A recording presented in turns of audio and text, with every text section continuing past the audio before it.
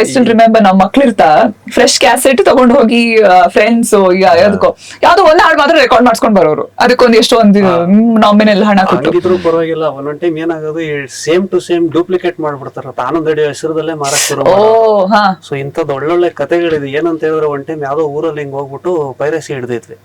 So ಅವರು ಆ ಏರಿಯಾಗೆ ಸ್ವಲ್ಪ ದೊಡ್ಡ ಮನುಷ್ಯರು ಅವರು.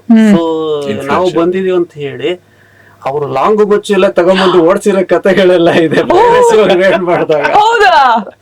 ಸೊ ಅದನ್ನೆಲ್ಲ ನೋಡ್ಕೊಂಡು ಪೈರಸಿ ಸ್ಟಾಪ್ ಮಾಡ್ಬೇಕು ಅಂತ ಅದೆಲ್ಲ ಮಾಡ್ಕೊಂಡು ಅದೊಂಥರ ಬೇರೆ ಮಜಾ ಇತ್ತು. ಆಮೇಲೆ ಲಾಂಗು ಮಚ್ಚದವ್ರನ್ನ ಏನ್ ಮಾಡಿದ್ರಿ? ಏನಿಲ್ಲ, ಆಮೇಲೆ ಪೊಲೀಸ್ ಅವ್ರು ಬಂದ್ರು, ಪೊಲೀಸ್ ಅವ್ರು ಊರನ್ನ ದಾಟಿಸಿ ನೀನ್ ಹೋಗ್ಬಿಡಪ್ಪ